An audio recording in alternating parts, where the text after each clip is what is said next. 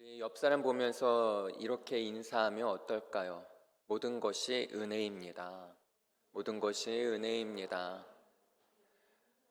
올 한 해 돌아보면은 기쁜 일도 있었을 것이고 또 슬프고 화나는 일도 있었을 것입니다. 그런데 돌아보니 모든 것이 은혜입니다.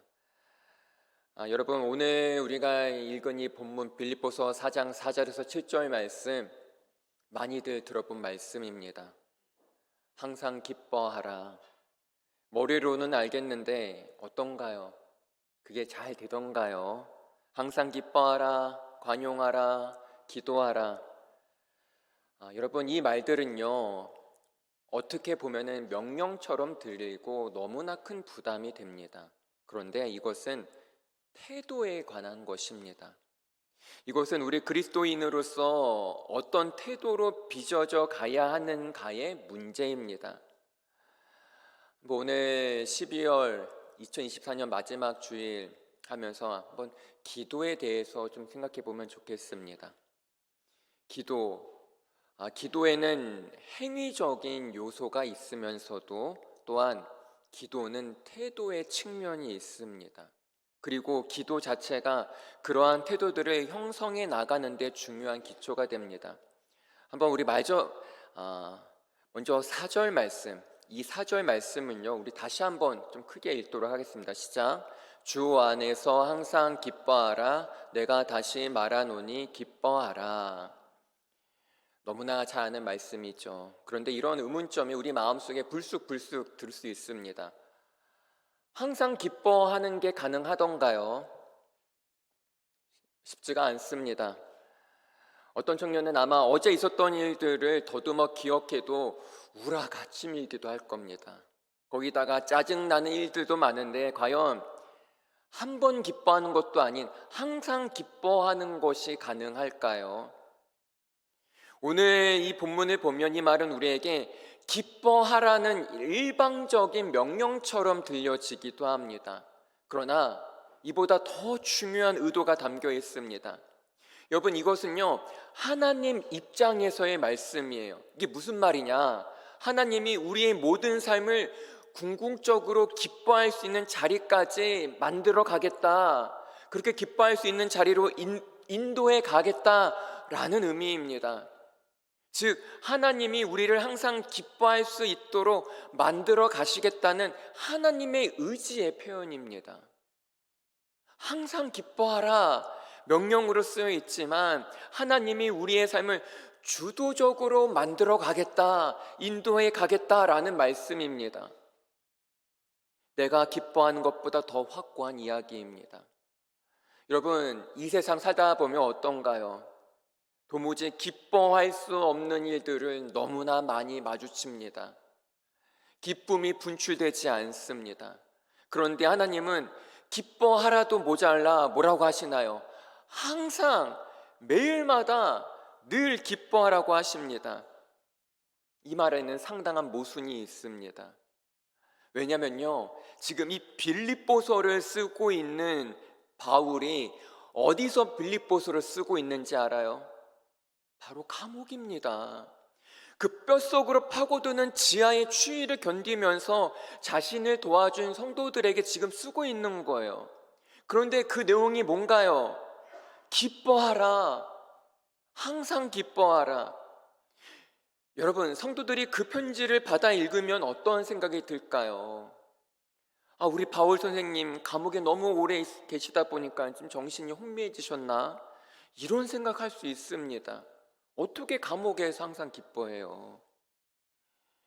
여러분, 이 말씀은 우리를 향한 명령으로 되어 있지만 사실 하나님의 주권 속에서 하나님이 우리들의 삶을 그렇게 만들어 가시겠다, 우리들의 삶을 항상 기뻐하는 삶으로 만들어 가시겠다는 하나님의 선언, 하나님의 의지입니다.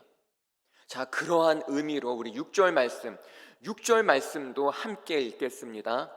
아무것도 염려하지 말고 다만 모든 일에 기도와 간구로 너희 구할 것을 감사함으로 하나님께 아뢰라. 마찬가지입니다. 여기서도 뭐라고 하나요? 그냥 염려하지 말라고 하는 게 아니라 뭐래요? 아무것도 조금도 염려하지 말라고 합니다. 여러분, 이 말씀은 이런 의미입니다. 보통 걱정되는 상황에 처할 때 우리는 이렇게 생각하죠. 이거 잘못되면 어떡하지? 이러다 큰일 나는 거 아니야? 이러한 상황에서 우리의 마음이 긍정과 부정 둘 중 어디로 많이 기울어지나요? 부정적인 쪽으로 이렇게 기울어지고 부정적으로 생각하기가 쉽습니다. 그래서 걱정과 염려가 몰리게 되죠. 그런데 염려하지 말라는 바울의 의도는 이렇습니다. 염려의 결과에 대한 승패를 하나님이 붙들고 있다. 다시 말하면 걱정한다고 안 될 일이 되고 걱정한다고 될 일이 안 되는 것이 아니다라는 의미예요. 우리가 이것이 될까 말까 걱정한다고 해서 될 일이 안 되고 안 될 일이 되던가요? 그렇지 않습니다. 예를 들어 씨를 뿌려놓고 이게 꽃이 필까 잘 자랄까 염려는 할 수 있어요. 그러나 결국 그 염려는 우리 인생에서 부질없는 시간이 되고 맙니다. 왜냐하면 그 승패가 나에게 있지 않기 때문이에요. 승패는 하나님께 있습니다. 그러기에 기도는 하나님께 주권을 맡기는 태도예요. 하나님이 내 인생의 주인이십니다. 하나님이 내 삶의 주관하십니다. 기도라는 것은 우리 모든 삶의 희로애락과 수많은 사건, 사연들을 하나님께 전적으로 맡기는 싸움입니다. 우리가 붙들고 있는 것과 하나님께 맡기는 것 중에 어느 삶이 더 확실할까요? 하나님께 맡기는 것이 더 확실하고 견고해집니다. 여러분, 20대, 30대 그 가는 길이 어떤가요? 안개 같습니다. 아무것도 보이지가 않습니다. 그 누구도 미래에 대해 장담할 수 없습니다. 그럼에도 불구하고 주님은 우리에게 끊임없이 강조하십니다. 항상 기뻐하라. 아무것도 염려하지 말라. 이처럼 하나님께서 명령하시는 것은 반드시 이루시겠다는 그 약속을 우리에게 하고 계시는 겁니다. 그렇기 때문에 우리는 나 항상 기뻐해야 돼. 아무것도 걱정하면 안 돼. 나의 의지, 노력이 아니라 하나님께서 그렇게 나를 만들어 가시겠다는 하나님의 의지고 선언이고 약속이라는 겁니다. 그렇기 때문에 우리에게 요구되는 것은 그러한 주님의 약속을 내가 믿고 나에게 맡기신 일을 내가 열심히 하고 감당하는 겁니다. 여러분, 기도가 무엇인가요? 우리는 기도하면서 하나님을 조금씩 알아갑니다.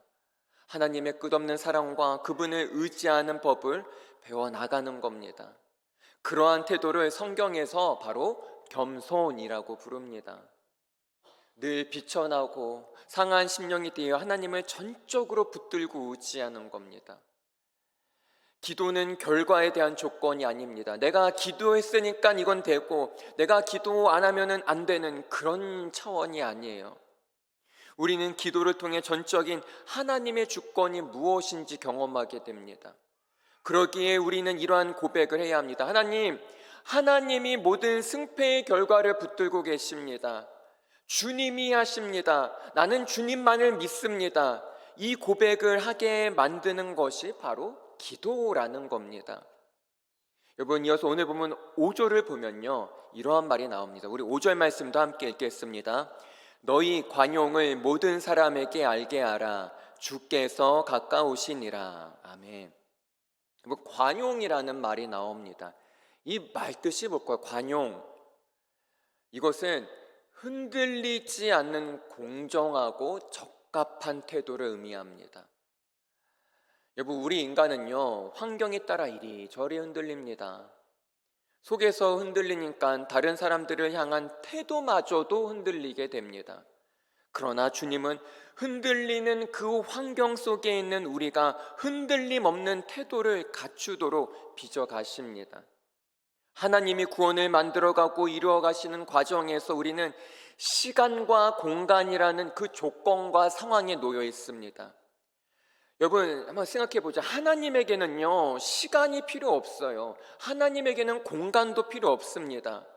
그러나 하나님은 우리를 설득하고 구원해서 완성의 자리까지 끌고 갈 때는 시간과 공간이라는 그 삶에서 우리를 만들어 가십니다. 그 길은 여러 지형과 시험이 있기도 합니다. 하나님은 그 시간과 공간에서 우리를 만들어 가십니다. 그런데 여러분, 우린 어떤가요? 가난과 부유함 사이에서 티격태격합니다. 울고 불고 슬펐다 기뻤다 요동치는 삶을 살아갑니다. 물론 어떤 사람은 건강하고 돈도 많고 여유 있고 인품도 좋고 스펙도 좋은 그야말로 모든 것을 다 갖춘 사람도 있을 겁니다. 그런데 어떤 사람은 교회 모든 일 다 따라가서 하고 봉사도 하고 그렇게 순종도 하고 열심히 하는데 이 사람은 이상하게 면접 볼 때마다 떨어지고 일이 잘 풀리지가 않습니다. 그래서 하나님, 인생이 왜 이런가요? 왜 이렇게 불공평한 거예요? 내가 얼마나 열심히 섬기고 순종했는데 왜 나는 이렇게 풀리지가 않나요? 라는 질문이 우리의 마음을 괴롭힐 수도 있습니다. 그럼에도 불구하고 여러분, 우리가 살아내야 할 본질은 같다는 것을 기억해야 합니다. 반면에 세상에 좋은 것들을 다 받은 사람은 어떻게 살아야 할까요? 직장도 안정적이고 큰 걱정도 고민도 없는 그런 사람들은 하나님이 넘치도록 주셨는데도 가만히 들여다보니 저 사람이 물질과 성공의 힘으로 사는 게 아니구나, 그것을 그려내야 합니다. 돈도 있고 명예도 있고 인격도 좋고 모든 상황이 안정적일지라도 그 사람의 입술과 삶의 고백에는 오직 누구만? 주님만 드러내야 합니다. 여러분, 욥 알죠? 욥이 어떤 사람인가요? 끊임없이 엎어지고 깨지고 금이 간 사람입니다. 저라면 넘어져도 12번은 넘어졌을 겁니다. 하지만 욥은 끄떡없습니다. 저 사람의 삶의 근거가 물질에 있고 없음에 있지 않구나라는 것을 느끼게 됩니다. 그런데 이 빌립보서를 쓰고 있는 바울도 마찬가지입니다. 바울은 이것을 감옥에서 쓰고 있어요. 그러나 바울은 무너지지 않습니다. 좌절하지 않습니다. 비바람 불고 폭풍과 치는 인생의 가장 그 험한 길에서 잘 버티고 서 있는 거예요. 그러기 우리는 이러한 영성의 신비를 드러내는 존재가 되어야 합니다. 누가 봐도 저 사람이 사는 힘은 도대체 뭘까? 어떻게 저렇게 힘든 상황에서도 절망하지 않을 수가 있지? 어떻게 저 힘든 상황에서도 감사를 할 수 있지? 이러한 신비함이 우리의 삶 속에서 드러나야 합니다. 그것이 많은 사람으로 하여금 관용을 알게 하는 것입니다. 그래서 5절에서 관용을 설명하면서 뭐라고 하나요? 주께서 가까우시니라 라는 말씀을 더합니다. 여기서 주께서 가까우시다는 말씀은 먼저 종말론적으로는 주님 오실 날이 가까웠다라는 시간 개념을 가리킵니다. 주님이 오셔서 모든 것을 정리하시고 모든 것을 완성하실 때가 분명히 다가오고 있다는 거예요. 역사의 끝이 있음을 아는 사람은 상황에 일희일비하지 않습니다. 하나님이 마침내 반드시 이루시고 완성한다는 믿음이 있을 때 우리는 흔들림 없는 삶을 살아갈 수 있습니다. 그러면서 동시에 주님이 우리의 삶을 살피고 계신다는 의미가 주께서 가까우시다는 그 말씀에 담겨 있습니다. 여러분, 우리는 혼자가 아닙니다. 주님께서 가까이에, 아니 우리 안에서, 내 안에서 나의 삶을 이끌고 인도하십니다. 주님의 눈동자는 항상 우리를 향하고 계십니다. 주님의 손길은 항상 우리를 향해 펼쳐져 있습니다. 우리 크리스찬 청년들은 눈에 보이는 것을 따라 살지 않습니다. 보이지 않지만 함께 하시는 주님으로부터 힘을 얻으며 살아갑니다. 주님이 가까이 계시다는 믿음 안에 있을 때 우리는 상황과 사람에 흔들리지 않게 됩니다. 그 힘은 6절에서 말하는 것처럼 모든 일에 기도와 간구로 감사함으로 하나님께 구하는 것에서 나옵니다. 왜냐? 주님이 나의 마음과 생각을 지켜주시기 때문입니다. 그렇기 때문에 기도하는 사람의 대인관계와 태도는 달라질 수밖에 없습니다. 여러분, 혹시 사람들 때문에 흔들린다면 기도해야 한다는 신호입니다. 사람들을 향한 태도에 일관성이 없다면 기도해야 한다는 신호입니다. 환경도 바뀌고 사람들도 변하지만 우리 주님은 변하지 않습니다. 그 주님께 우리의 존재를 내어 맡기는 것이 바로 기도라는 겁니다.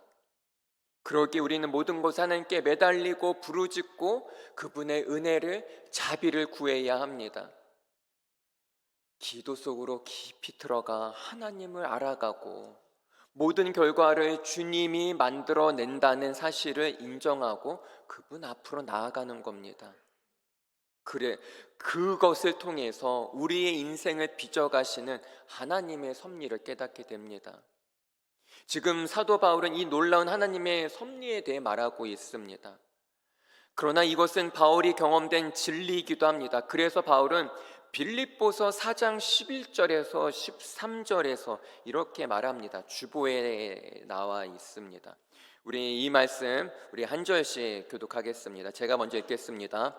내가 궁핍함으로 말하는 것이 아니니라 어떠한 형편에든지 나는 자족하기를 배웠노니 나는 비천에 처할 줄도 알고 풍부에 처할 줄도 알아 모든 일 곧 배부름과 배고픔과 풍부와 궁핍에도 처할 줄 아는 일체의 비결을 배웠노라. 함께 읽겠습니다. 내게 능력 주시는 자 안에서 내가 모든 것을 할 수 있느니라. 아멘. 바울은 여기서 우리가 너무나도 좋아하는 말씀, 내게 능력 주시는 자 안에서 내가 모든 것을 할 수 있느니라는 고백을 합니다. 근데 많은 사람들이 종종 이 구절을요, 자기 확신, 자기 긍정의 말씀으로 오해합니다. 그런데 바울이 지금 처해 있는 상황이 어떤가요? 감옥이에요. 성도들이 전달해주는 위문품 받으며 지내는 정말 궁핍한 절망스러운 상황입니다. 매여 있는 상황이고 답답한 상황이고 통제받는 상황입니다. 많은 사람들이 말씀 카드 우리가 뽑을 때 이 빌립보서 4장 13절 말씀 되게 좋아합니다. 이 말씀 뽑으면 내게 능력 주시는 자 안에서 내가 모든 것을 할 수 있다. 나 이제 잘 될 거다 라고 생각한다라는 거죠. 그런데 지금 이 말씀을 바울이 어디서 쓰고 있다고요? 감옥에서 쓰고 있어요. 지금 잘 되고 있는 건가요, 바울이? 네? 모든 것을 지금 할 수 있는 상황인가요? 그런 게 아닌데 바로 그러한 고백을 감옥에서 했다라는 거죠. 여러분, 바울은 감옥에 있기 때문에 떳떳하고 자랑스러운 상황이 아니에요. 그럼에도 불구하고 바울은 이것을 뭐라고 하는지 알아요? 능력이라고 합니다. 이것이 어떤 능력인가요? 어떠한 힘인가요? 어떠한 상황에도 흔들리지 않는 능력이요 힘이라는 겁니다. 그런데 여러분, 그 힘과 능력은 어떤 상황에서 나오는 게 아니에요. 좋은 상황에서 내가 그 힘과 능력을 얻는 게 아니에요. 어떤 사람들의 도움의 손길 때문에 생기는 힘도 아니에요. 바로 예수 그리스도가 주시는 힘과 능력입니다. 단순히 마음만 먹으면 다 할 수 있다, 어떤 긍정적인 자기 확신 이런 거 아닙니다. 모든 상황을 감당하면 이겨낼 수 있는 힘을 바로 예수님이 주십니다. 그런데 우리는 이 단순한 진리를 놓치고 살 때가 너무나 많습니다. 그래서 사람에게도 휘둘리고 상황에도 휘둘리고 그 순간적인 기쁨과 감사를 잃어버리기도 합니다. 그러나 예수님이 내 안에 넘치도록 임하시면 감사와 기쁨이 떠나지 않습니다.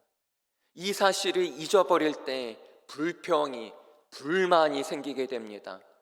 내 삶 속에서 역사하시는 하나님이 보이지 않습니다. 때로는 이대로 정말 죽을 것 같은 두려움이 밀려오기도 합니다.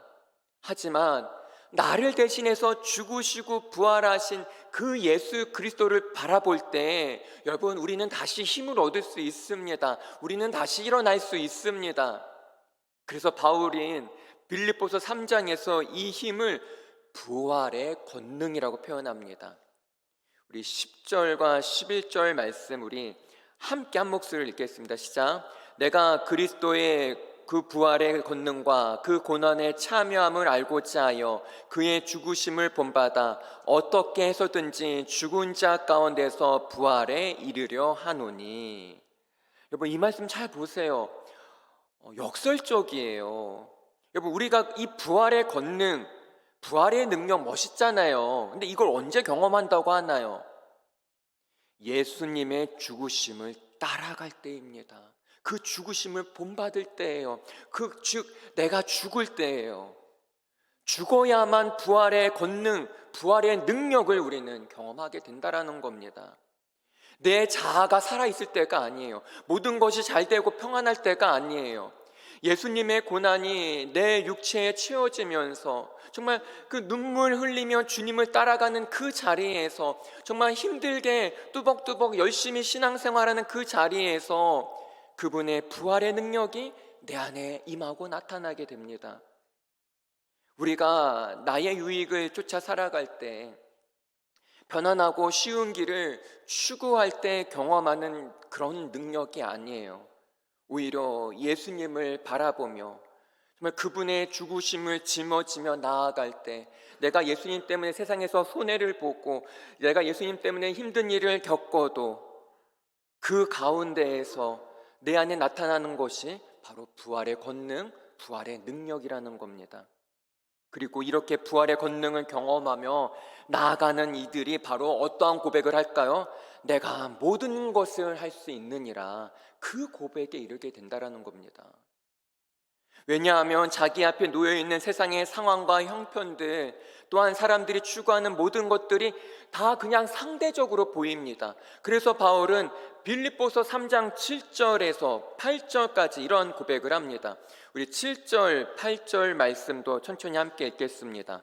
그러나 무엇이든지 내게 유익하던 것을 내가 그리스도를 위하여 다 해로 여길 뿐더러 또한 모든 것을 해로 여김은 내 주 그리스도 예수를 아는 지식이 가장 고상하기 때문이라.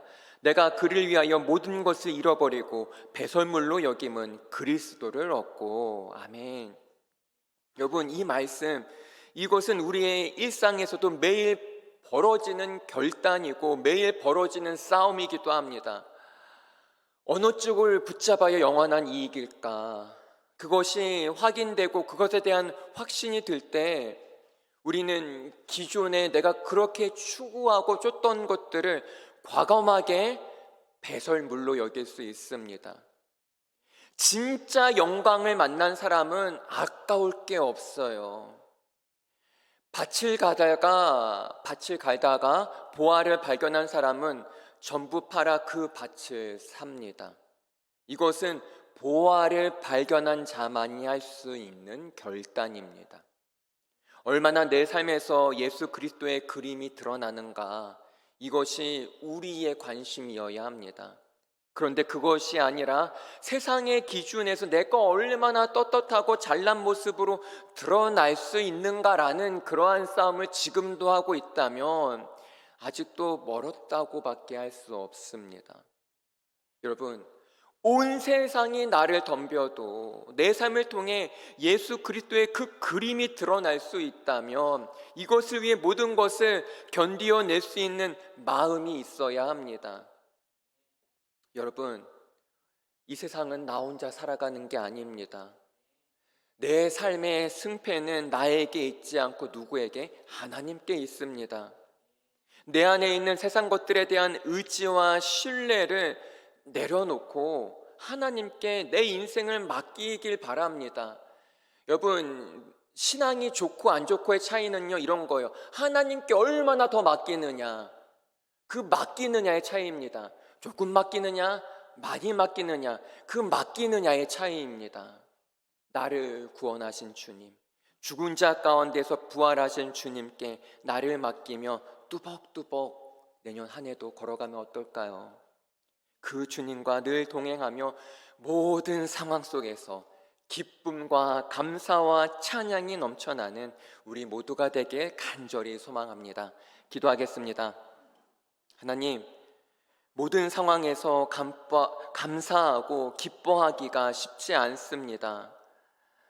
기뻐하는 것도 내 힘으로 할 수 없음을 깨닫습니다. 우리의 유일한 기쁨과 소망과 평안은 오직 예수님밖에 없습니다. 그 예수님을 통해 모든 상황에서 기뻐하며 감사할 수 있는 우리 모두 되게 하여 주시옵소서. 지금 힘들어하는 청년이 있다면 이겨낼 수 있는 힘과 능력을 주시옵소서.